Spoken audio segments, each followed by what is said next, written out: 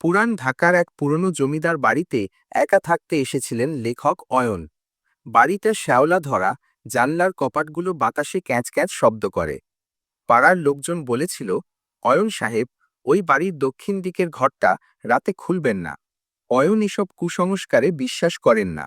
কিন্তু 3 দিন পর থেকেই অদ্ভুত সব কাণ্ড শুরু হলো। রহস্যের শুরু। প্রথম রাত, মাঝরাতে অয়ন শুনতে পেলেন ওপরের তলায় কেউ ভারী কিছু টেনে নিয়ে যাচ্ছে, অথচ ওপরের তলাটা তালাবন্ধ।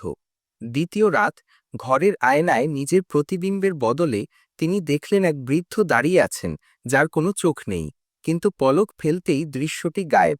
তৃতীয় রাত, অয়ন ঠিক করলেন আজ দক্ষিণ দিকের ঘরটা দেখবেনই। রাত ঠিক 12টা। অয়ন টর্চ হাতে নিয়ে দক্ষিণ দিকের ঘরের সামনে দাঁড়ালেন। অদ্ভুত ব্যাপার, তালাটা আপনিই খুলে নিচে পড়ে আছে। ঘরের ভেতরে ঢোকা মাত্রই এক প্রচণ্ড ঠান্ডা বাতাস তাকে গ্রাস করল। ঘরের মাঝখানে একটা বড় কাঠের টেবিল, তার উপর একটা ডায়েরি খোলা। অয়ন টর্চ জ্বালিয়ে দেখলেন ডায়েরির শেষ পাতায় আজকের তারিখ দেওয়া এবং লেখা আছে, তুমি এসেছো অয়ন, আমি জানতাম তুমি আসবে। এবার আমার ফেরার সময় হয়েছে, আর তোমার থাকার। অয়ন চমকে উঠলেন। ডায়েরির হাতের লেখাটা হুবহু তার নিজের মতো। ঠিক তখনই তার পেছন থেকে দরজাটা সশব্দে বন্ধ হয়ে গেল। অয়ন ফিরে তাকিয়ে দেখলেন দরজায় কোনো হাতল নেই।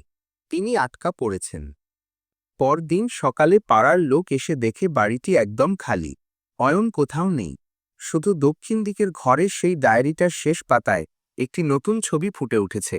একটি যুবক জানলার গ্রিল ধরে বাইরে তাকিয়ে আছে, যার চেহারা হুবহু অয়নের মতো। গল্পের শেষটা কেমন লাগলো অবশ্যই জানাবেন। এই ধরনের আরও রহস্যময় এবং শিহরণ জাগানো গল্প শুনতে চাইলে আমাদের চ্যানেলটি সাবস্ক্রাইব করে পাশে থাকুন। আর পরবর্তী গল্পের নোটিফিকেশন পেতে বেল আইকনটি চেপে রাখুন। ধন্যবাদ।